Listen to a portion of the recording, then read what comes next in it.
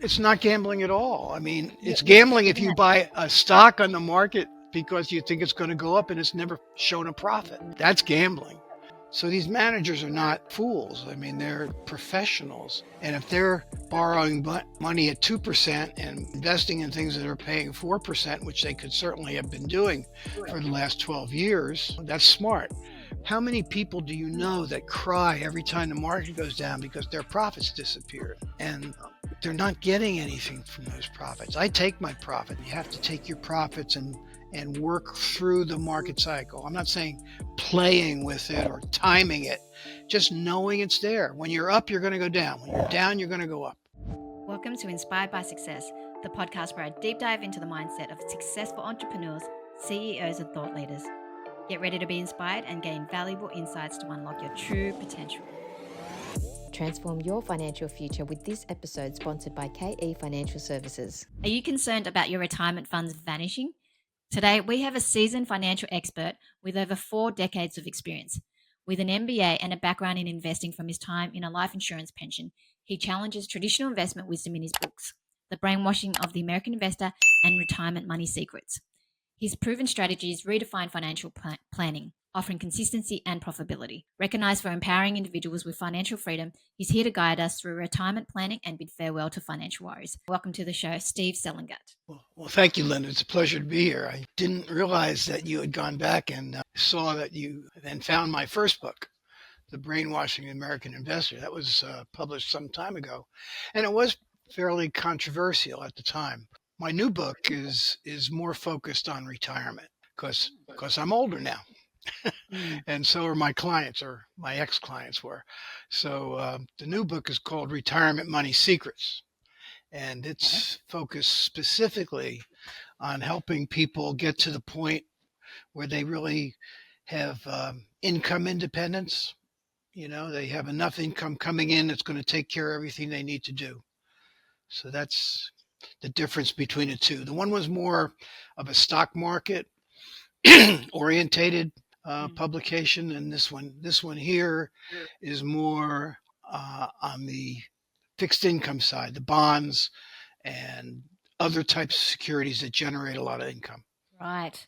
So, what does financial independence truly mean to you? Well, to me, I sum it up. I sum it up like this: that neither a market correction or rising interest rates is going to have a negative impact on the amount of income I'm producing.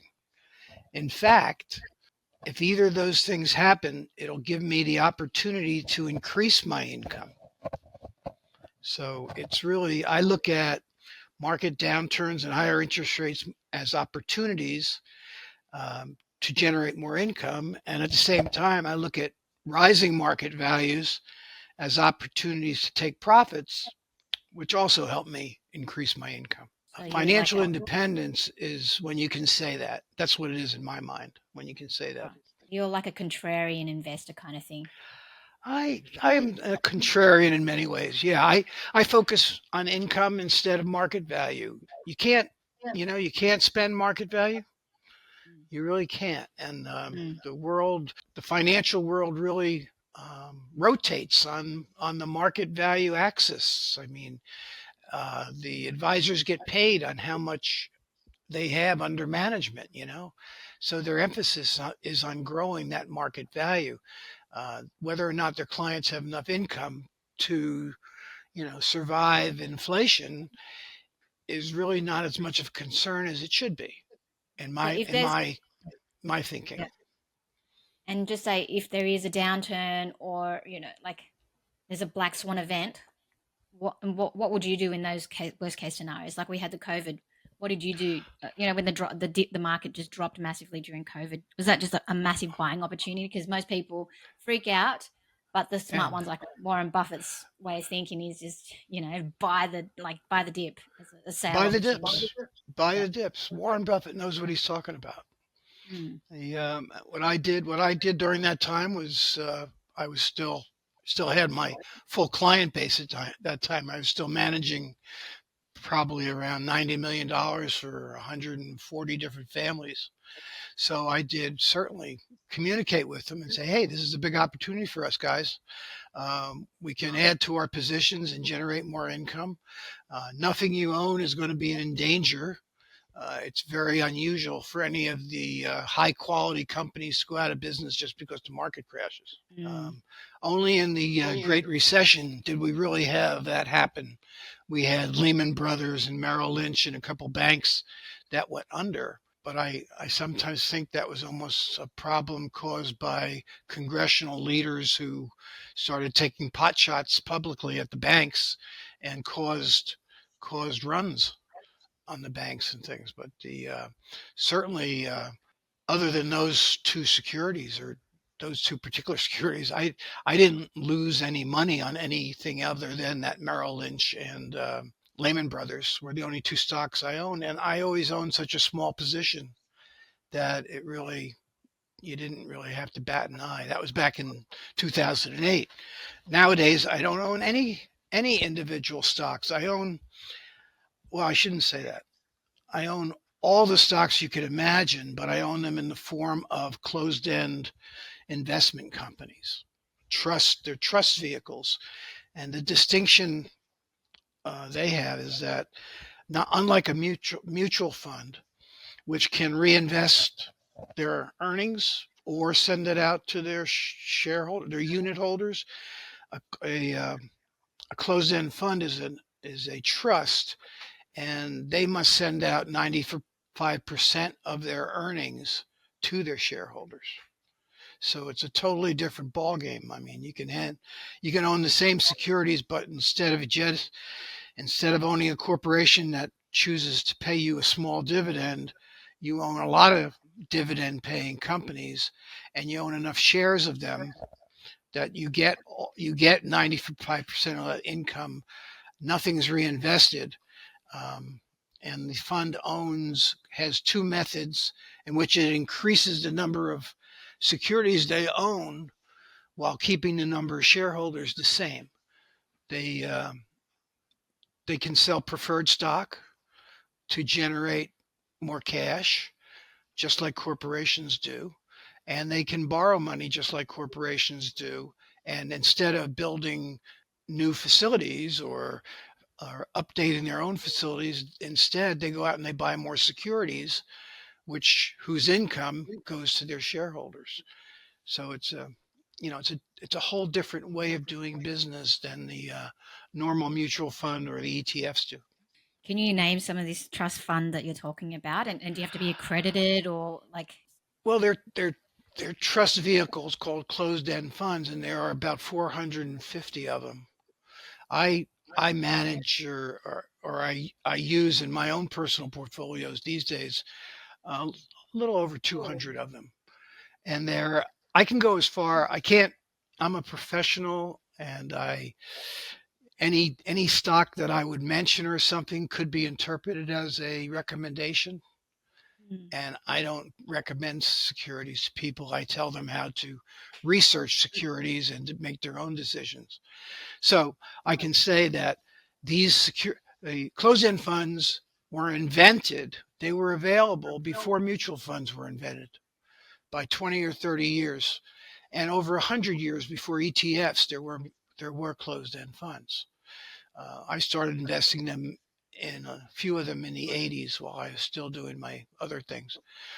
Um, What they returns do you are get?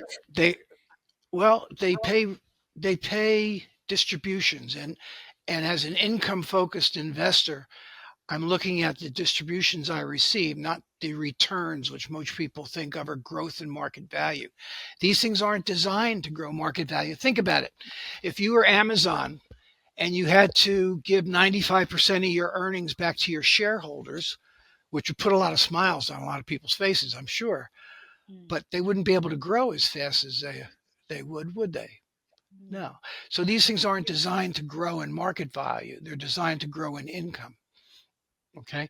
And you've heard of BlackRock. BlackRock is one of the biggest investment companies in the world. It's also one of the biggest providers of closed-end fund investments. particularly in the municipal bond area, the tax exempt area, where you can buy bonds in a closed end fund and not have to worry about bid and ask prices and premiums. And when you sell them, you don't have to worry about accrued interest that you have to give to somebody else. You can buy the whole package, which you just can't do in the real investment world, the other investment world. So BlackRock, Nuveen, so many names.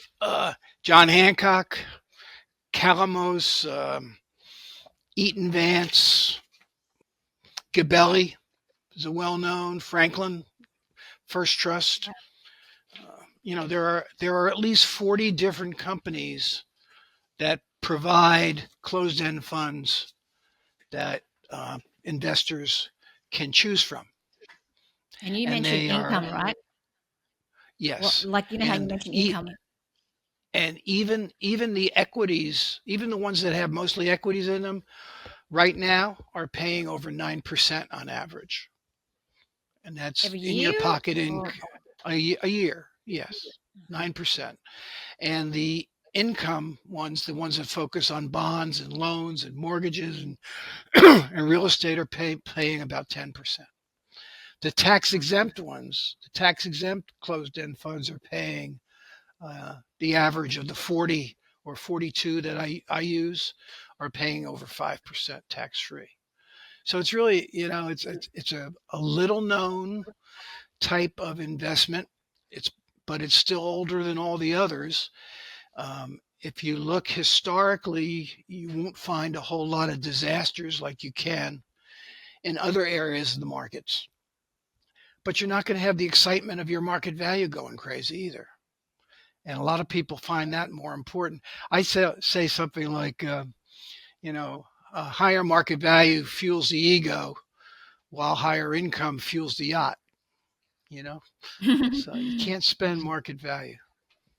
is this only applicable to US, or like can other countries invest in it, or? Yeah, Canada. I have a coaching client in Japan um, who trades closed-end funds as well. He uses closed-end funds. I don't know exactly what vehicle he uses. I think he uses Fidelity and things like that. The only one that's really not friendly, believe it or not, is the EU, which recently uh, uh, dictated that non-professionals couldn't invest. You had to get a special license in order to use Mm, closed-end funds. And I think it's because they have some concern about the fact that these fund products use um, borrowing, or they call it leverage. They mm, think, and leverage, and when they say leverage, it's like a nasty word, yeah, when yeah. you and I wouldn't be driving to work if we didn't have leverage. I mean, most people borrow money to buy their cars. We wouldn't live in our own personal homes if we didn't have mortgages. These are all forms of leverage. Every stock you can think of has debt in its financial structure, and some of them have more than others. The amount of debt is controlled by the SEC at 50%, and very few of these funds have that much. They usually average in the 50s, or excuse me, in the 30s. And what is leverage? You're borrowing money, and you're borrowing money at X% to buy securities that you think are going to generate more income than your cost. So It's a let's bit like say, gambling, though, right? Because it's kind of like, well, it is why? gambling What? because It's not gambling at all. I mean, yeah, it's yeah, gambling if isn't you it? buy a stock on the market because you think it's going to go up and it's never shown a profit. Mm, true. That's Yeah. gambling. You buy a new issue when it first comes out and it's never had a profit. That's gambling. You buy penny stocks. Yeah. That's gambling. Yeah. But buying a portfolio of companies, or a portfolio of bonds, mortgages, or real estate, that where the company happens to borrow money, that's just like buying IBM or any other major blue chip firms. They all borrow money to run their operations. Um, when mortgage rates went down, I borrowed against my home, because I was getting a loan at 2% and I could invest money at 6% at that time. Mm. So that's, I didn't borrow a lot of money, but I borrowed some money to take advantage of it. And like I said, if people didn't borrow money, they wouldn't own cars, they wouldn't own homes. It would be a totally different world without borrowing. I mean, what would the banks do? There wouldn't be any banks. Margin borrowing on a stock account is dangerous because that's a variable rate loan, and they're usually very higher than normal rates. They don't do it by the, the, the regular prime rate, certainly. The but the borrowing, is in a manager's control. If you say if you go out and ask to borrow money and they say I want 7% for this money, and you can't buy anything that you're going to make 8, 9, or 10%, why would you borrow it? So these managers are not fools. I mean, they're professionals, and if they're borrowing money at 2% and investing in things that are paying 4%, which they could certainly have been doing for the last 12 years, that's smart. Right now, um, they've been constrained a little bit because interest rates went up 5% in the space of 18 months. Certainly, they had to slow down their borrowing a little bit, but there's nobody's going to twist my arm and make me go out and borrow money at 5% if I can't invest it at a higher number. You don't have to borrow. You only borrow if it's. Go ahead. So, yeah, what are some common mistakes that you see first-time investors make when they're trying to seek income? Well, when they're trying, I think the first mistake is they don't really try to seek income. You know, Unfortunately, most young people, and it's probably correct, but even when I was a young person, I mean, after I took my first profit, and this goes back certainly, I from appearances from before you were born, back in the 70s, when I made my first profit, I went out and I bought Fort Pierce, Florida, 4% coupon municipal bond with my first profit. And from that point on, I always had income producing securities in my portfolios. I probably got that from my father, who was in the real estate business, a developer. And what he used to say is the most important thing is not the prices of what I'm selling the houses for, what I'm selling the land for. The most important thing is the rents I'm getting from the properties I own, from the mortgage interest that people are paying me, that I built houses for and I took back the mortgage, because that's the cash flow I have to buy more property and build more homes. So that's the income is needed for me to run my real estate business. Well, I thought the same way about how I was running my investment portfolio. I wanted to I wanted to make more income so that I could buy a fancier boat, so that I could get a nicer car and not afford to own it, that type of thing. So income was important to me.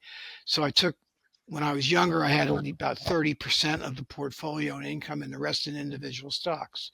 And then as I got older, and I discovered closed-end funds, I stopped buying individual municipal bonds and individual corporate securities and things like that. And I started to use the closed-end funds for income. And then finally, after this great recession, the 12-year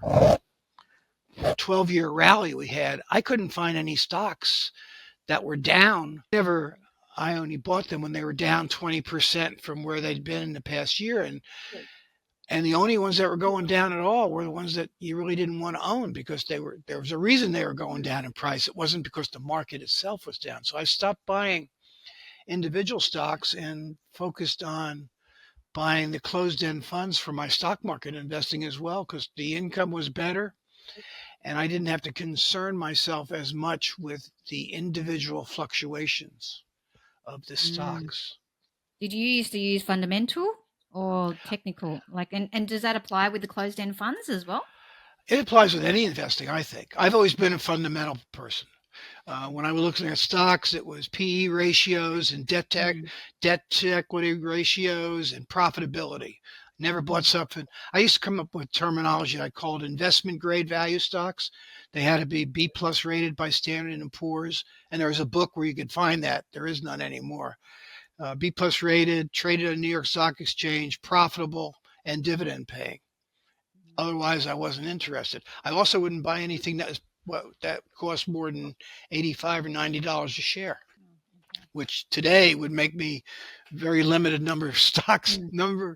a very limited number of high quality stocks to choose from. On now, now the book I was talking about, this one here, Retirement Money Secrets, is the new Yep. one. And the first thing it does, it lays out 6 principles of investing that really apply to all securities. And the 4 pillars of risk minimization, as I've always called them. And and these same things were in that other book you spoke about. So Mhm. they are the same regardless. Quality, you have to find the quality. And for me it's fundamental quality, how long they've been in business, how many individual securities are within this fund that I'm buying, how well diversified are they, how concentrated is it in any one security. Does it own 15% of its holdings in one thing? I'm not interested, that type of thing. How well diversified it is. uh, I said how long it's been in business. And one of the things I love the most about them is the volatility. Unlike most people who volatility is a dirty word, just like leverage. To me, volatility means that I'm going to have opportunities to buy it lower and sell it higher. So I look for volatility. I want that to happen. So quality is the number one. Diversification is the number two, and there's many different types of diversification. In the book, I have a risk pyramid where I describe 8 different floors in this pyramid with different levels of risk of types of security, like government bonds are the ground floor, right? There's no risk really there. Although Congress likes us to think there is every time now and then when don't want to they don't want to approve a budget and stuff like that. Everybody gets nervous even about those. And then and it works up different types of loans and mortgages and so on. And then you get up to the equities, and they're in the top four floors, different types of equities and things. So diversification by risk is very important, and by type of security, and even by provider. Like I said, I own 40 different companies provide the securities that I own. So that's another one. The third pillar of risk minimization is income. The more income it pays, it's doing well in its business if it can pay income. Like people who buy stocks that don't pay any dividends or very small dividend, I think are taking, and everybody thinks they're taking much more of a risk in owning those companies than buying an established company that's paying out 3 or 4% in dividends. Those are called dividend stocks. And a lot of people use dividend stocks as their own specialty of investing. I think that equity closed end funds are dividend stocks on steroids, so to speak. They're just all the dividends you can get with the same stocks. Then the final pillar of risk minimization is profit taking. How many people do you know that cry every time the market goes down because their profits disappeared and they're not getting anything from those profits? I take my profits. I don't allow profits to get above a certain level without realizing them, and I reinvest in something else because I have such a broad universe to select from. Um, I have about, it's actually the 240 odd securities I choose from now. When I used to use those investment grade value stocks back in the day, there used to be about 250 of them too that fit those strict criteria I use. So, along with those four pillars, there are two other things you have to understand as a newbie investor, a new person getting started. Number one, the market cycle really does exist. Prices go up and they go down, and it's absolutely normal. Nothing can be done about it. The more agita there is going on in the world in economics or politics or militarily or whatever's going on, it's going to impact the overall direction of the market. It's also going to affect interest rates, and interest rates also affect the market.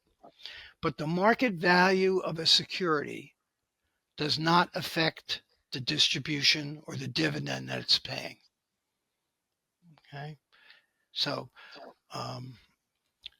within knowing that there's going to be an ups and downs in the market, the lower the market is, you want to be, you feel should be feeling, as long as you've done all that other QDI, quality diversification income stuff, you should be more comfortable buying the things that qualify for you when the prices are low, and a little bit more uh, light on your feet, so to speak, when you're buying during an upward market. Like you're less willing to pay high prices right now because the stock market part has gone up a lot, but the bonds are still being affected by higher interest rates, so they're not as dangerous to jump into as equities are at the moment.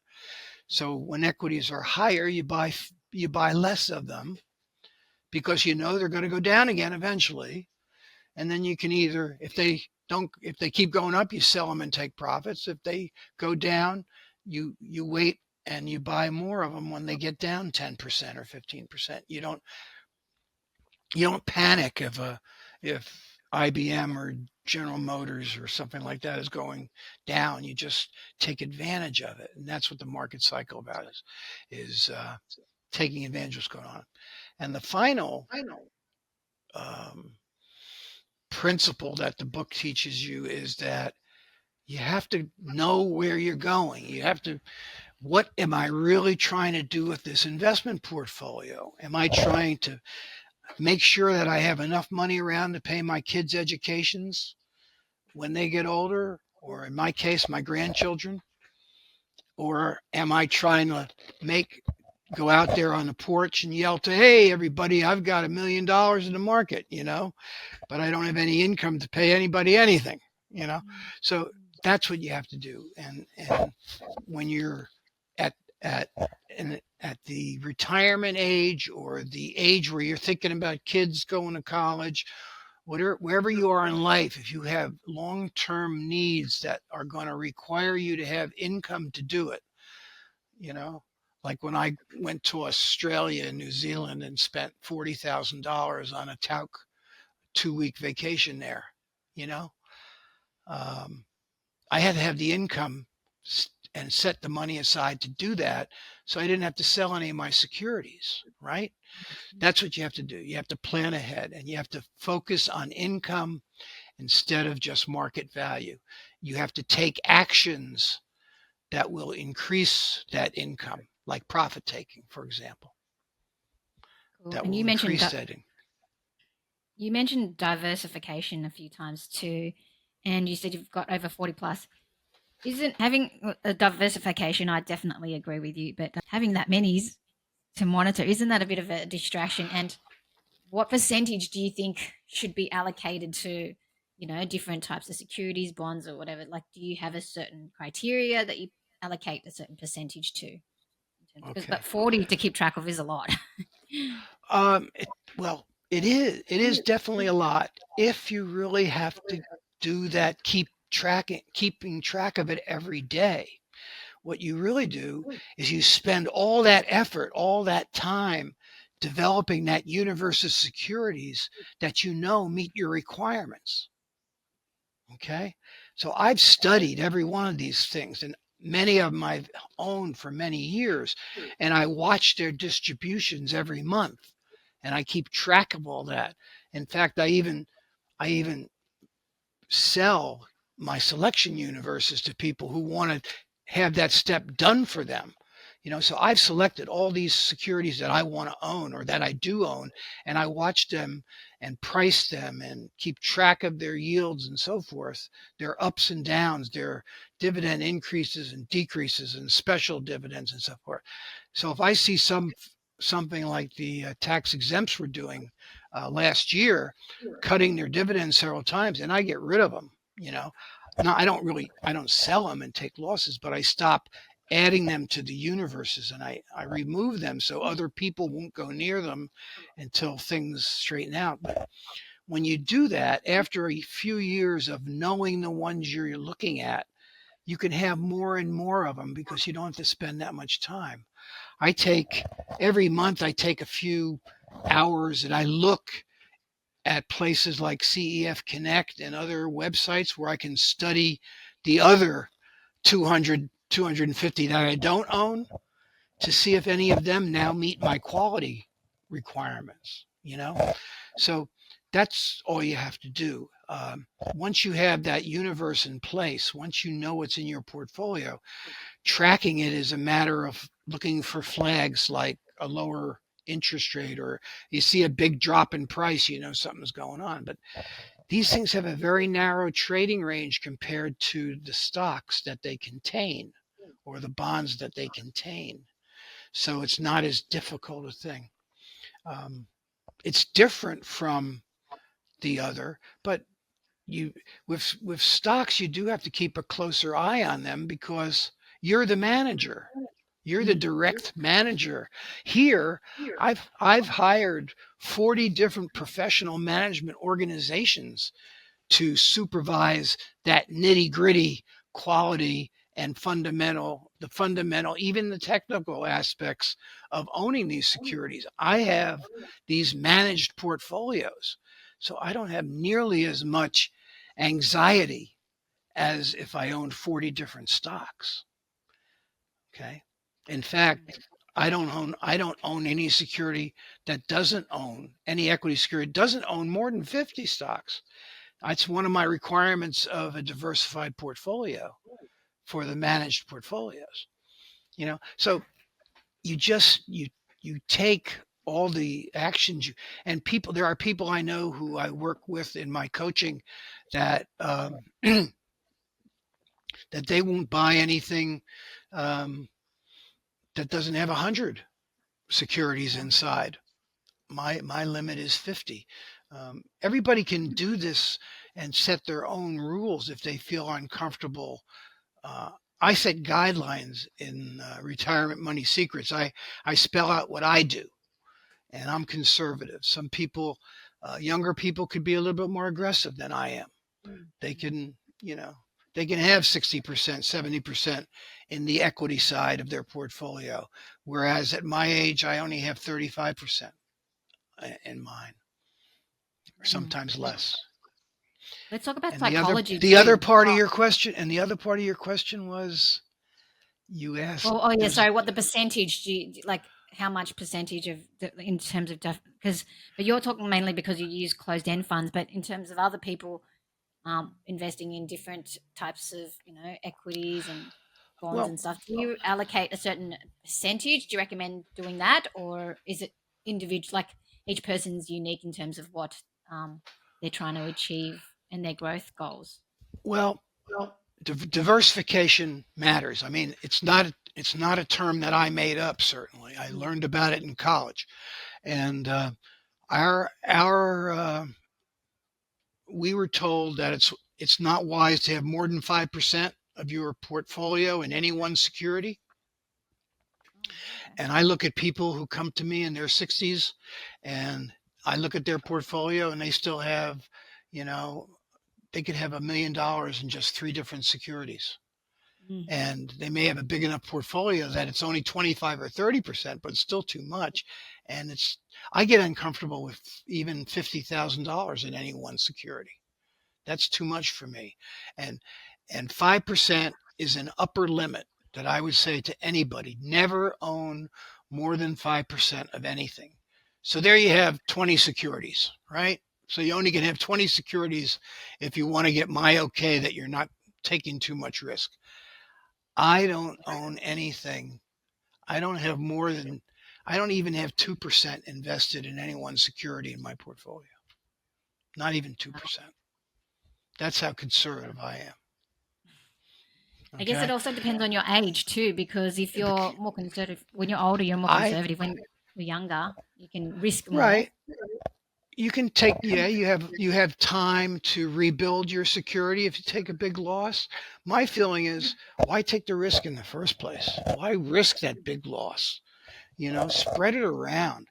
I def, Diversification, when I went to school, it was a defensive weapon. You know, you protected yourself with diversification. What I've what I espouse now is that I've made diversification an offensive weapon. I've got 200 horses in the race. You know, every one of the average yield on those 200 entities is between 9 and 10%. So whichever one I own, I know my yield is going to be fine. So I just have them all.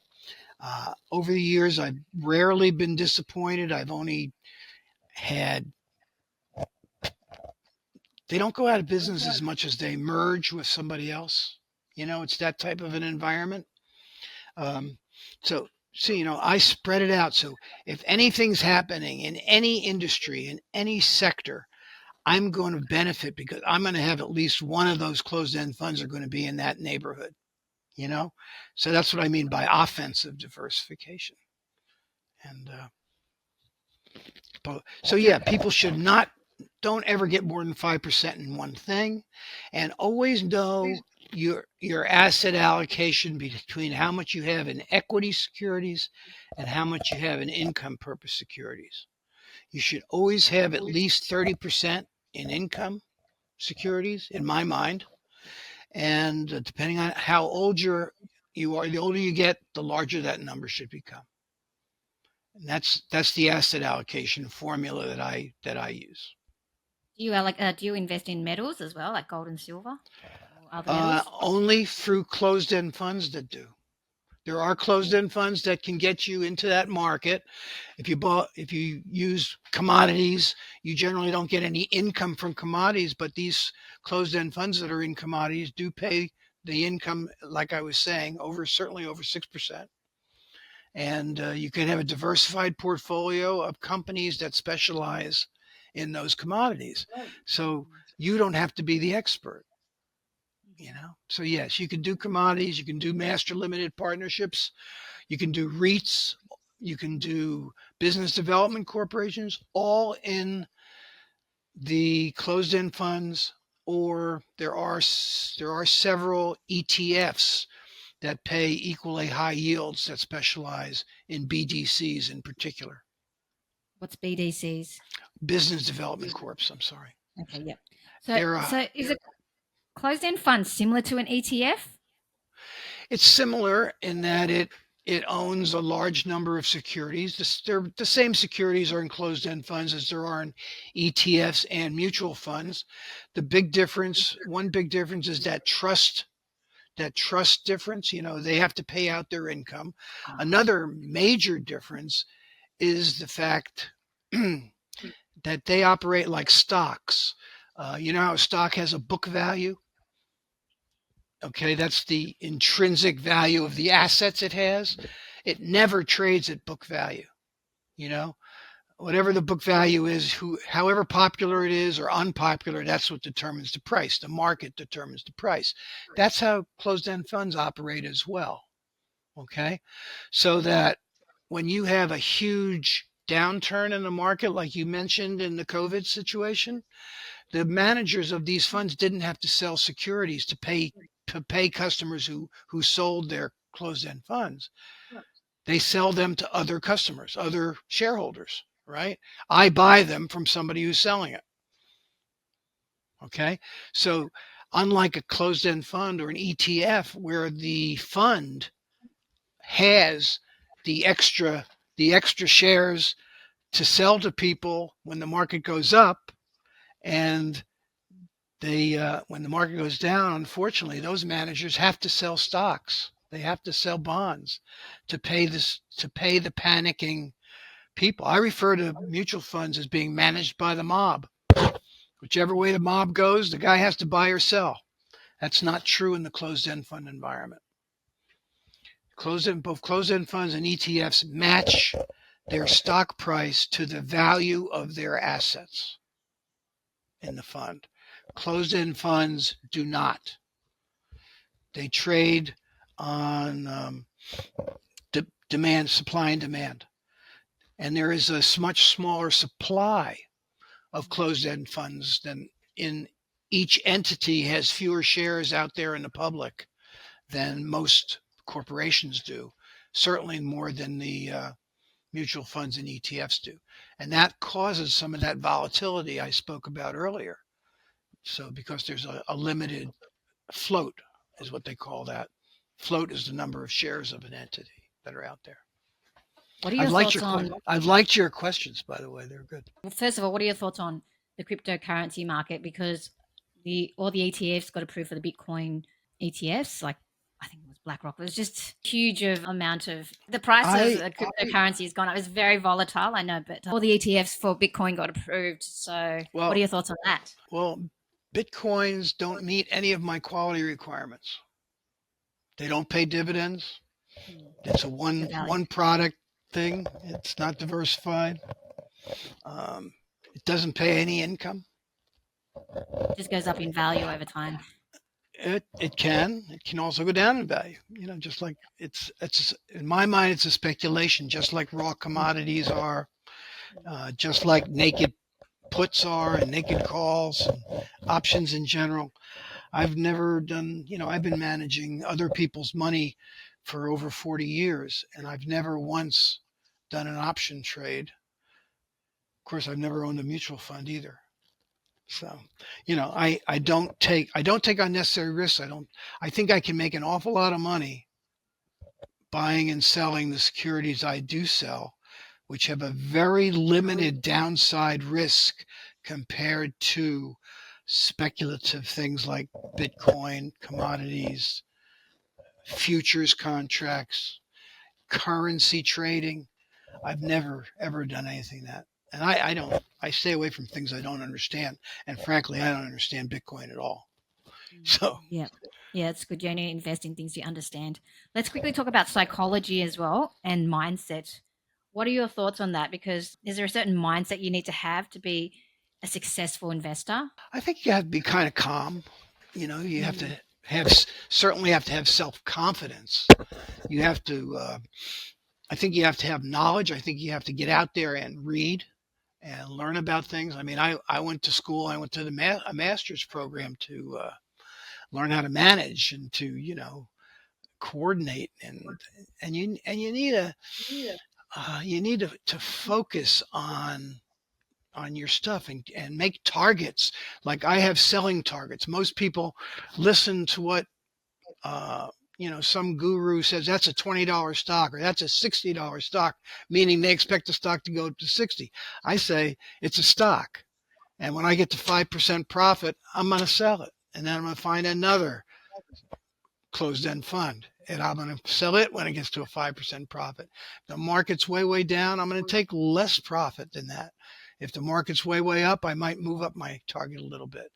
But those are the things that the psychology of it is understanding that we are fortunate in the United States anyway to have, and I'm not going to say an absolutely perfect, stable economy and political environment, because we no longer have that.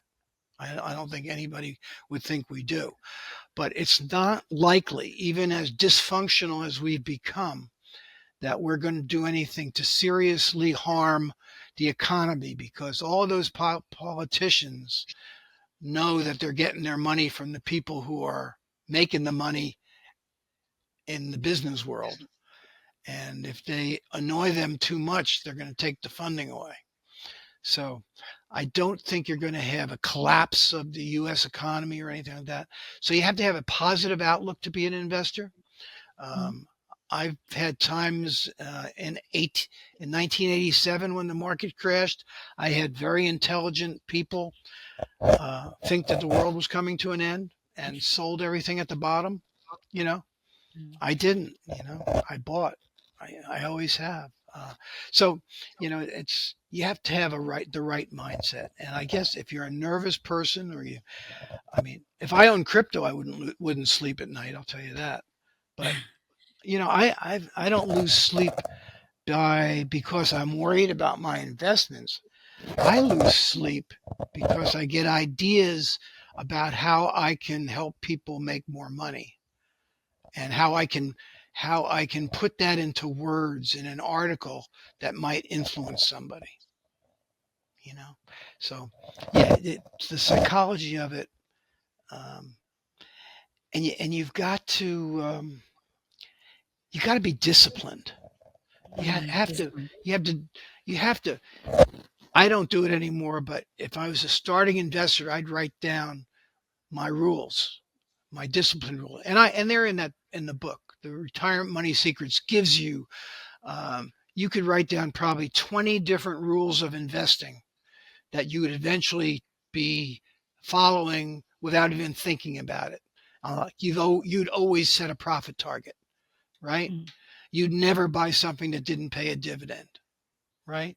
You never buy a closed-end fund that had only 20 entities inside of it. You're going to make notes. You're going to learn, and you're also going to learn from your mistakes. You're going to have that time where you say, "Oh, this stock is great," or "This closed-end fund is great. It's up 7%. Now it's up 12%. I'm going to see how high this sucker goes." And then we have another pandemic, and 2 days later, it's back down to it's not even a profit anymore. You're going to learn lessons in the course of your investment um, uh, indoctrination. Yeah. You're going to make mistakes, but then you got What to about try you? not Your to thoughts? repeat them. Exactly. What are your thoughts on the this year being an election year, and how's that going to affect the markets? It's going to go up or down. I heard there's a lot of chaos when there's an election year. There's Yeah, a lot of it's going to volatility. be a lot of there's going to be a lot of trading opportunities. I'll tell you. You know, we were so split. If you're talking pretty much about the U.S. election, since we're the world's biggest economy still, Yeah. and it's going to have an impact on the entire world. There's no doubt about it. I am a conservative investor, but I am not politically conservative.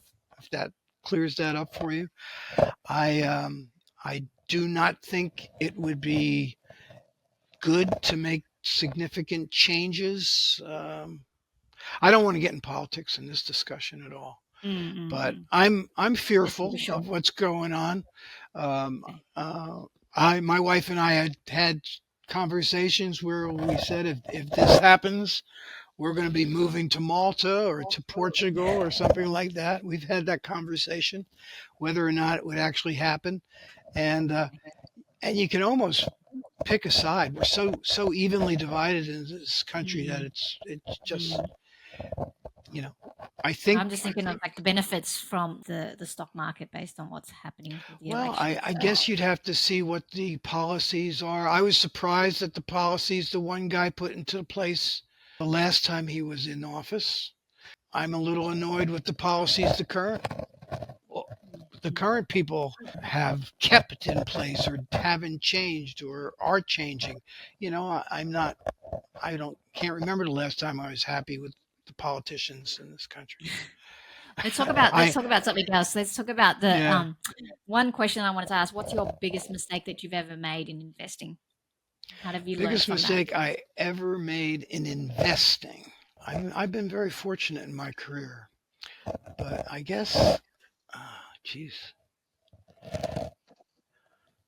the biggest mistake I made in investing was not convincing my broker slash the guy I did all my trading through. So he was my partner without a partnership agreement or anything, Mm, to leave the big brokerage firms sooner than we did, to break free of the restrictions that we had when we were dealing with the big brokerage houses, and how easy it was to operate our way after we moved to a smaller broker dealer.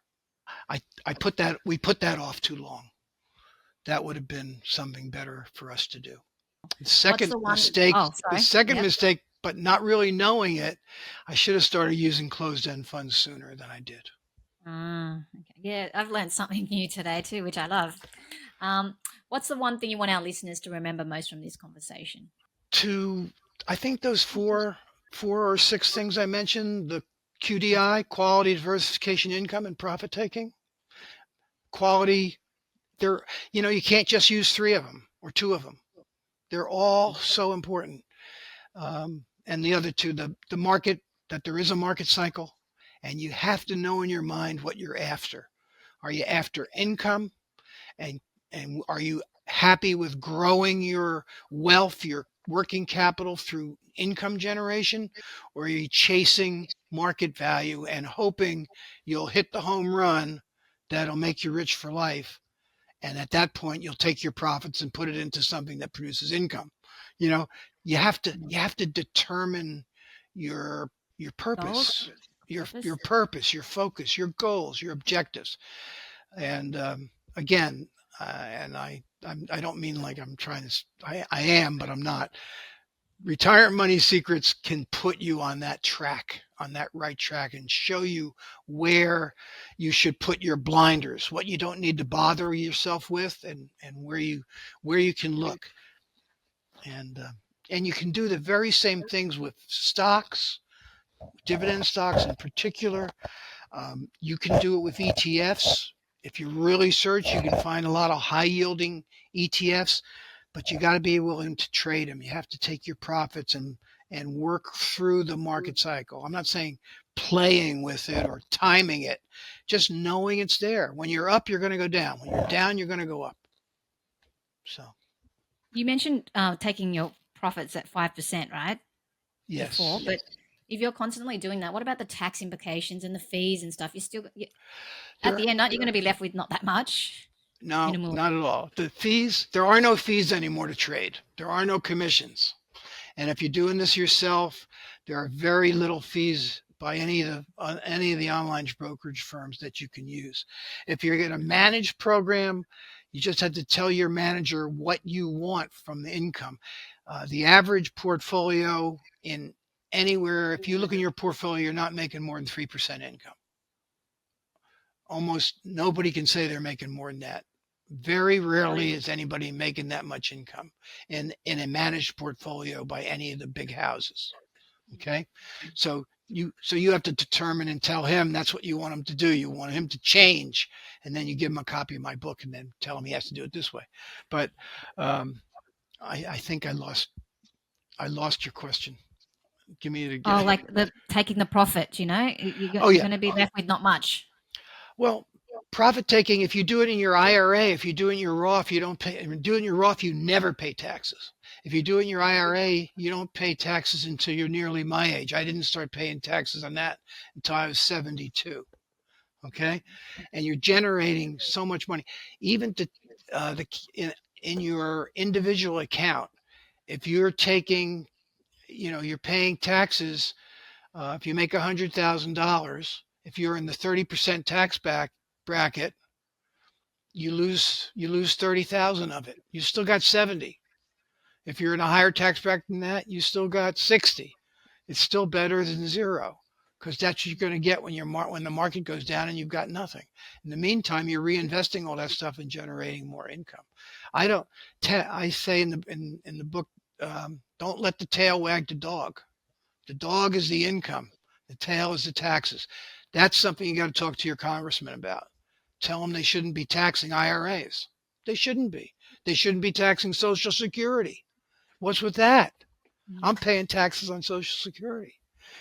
And if I make too much money, I pay more for my Medicare. I mean, come on. What kind of benefit program is that? We're the only ones in the world, I think, that subject their their people to these types of taxes. It's not like that where you are, I'm sure. Yeah, that's true. So, In America, we've got so some crazy rules. yeah, we've got some strange things going on. So, yeah, so you can't let taxes bother you. There used to be, I used to call it, there used to be two things. There used to be commissions and taxes. Now you don't have to pay commissions anymore. When we ran our business, my partner and I, when we ran our business, we told our clients, we will make more for you in capital gains every year than you pay us in fees. So so I would tell anybody out there who has a managed portfolio to tell their manager, I want you to pay my fees through the capital gains that you produce for me. And they'll change the management of your account positively. Wow. Awesome. So It's been a great conversation. Where can people find you? my website is theincomecoach.net. So they can find me there.